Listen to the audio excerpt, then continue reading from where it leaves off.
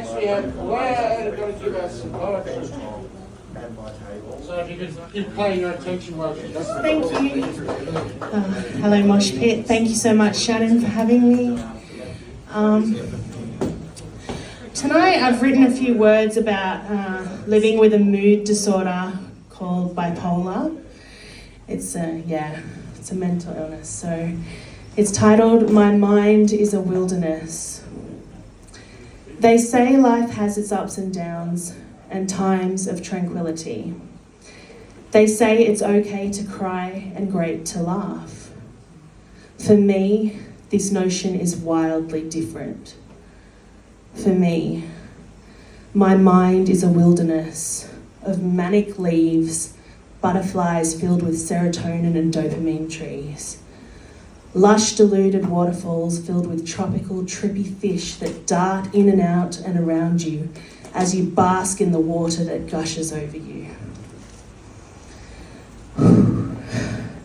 My mind is a vast wilderness of manic moons that rise over manic trees. My mind is a vast wilderness of manic sunrises over tumultuous horizons that glide from one end of the universe to the other. My mind is a wilderness. My mind is a wilderness. My mind is also a swamp, at times with sludge so heavy it can envelop any human, animal, or vessel whole. It's dark there, void of all life. No birds, no leaves, just an array of mud that eats at your core like a flesh-eating piranha. And then, like a car backfiring, the euphoric wilderness is back, brighter and more lush than ever, and the swamp a distant skeleton in a back room. Welcome to the inner workings of my bipolar mind. I appreciate you being on this journey with me right now, so I'm going to keep going with faux reality.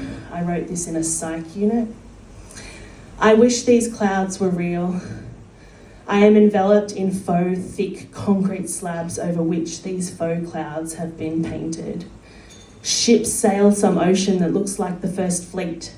Ever since being locked here, all I've ever wanted was the ships gone and Indigenous work strewn all over the walls. For my heart aches to be on the other side of this faux reality that feels like a facade. This faux reality hurts.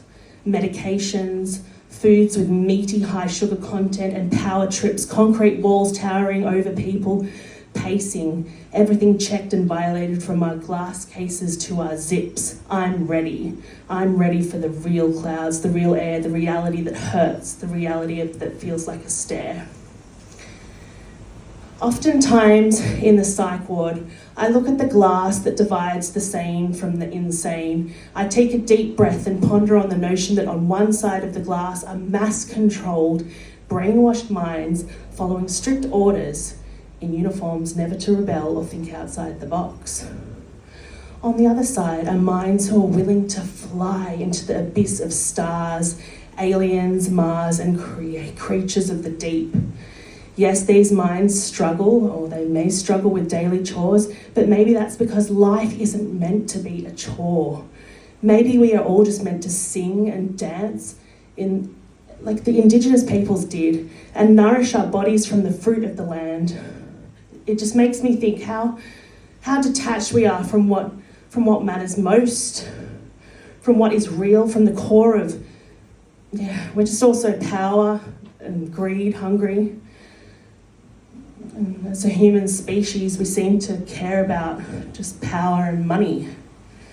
Then I think back to each side of the glass, and again on which side's the ones that are broken and detached from reality. Thank you.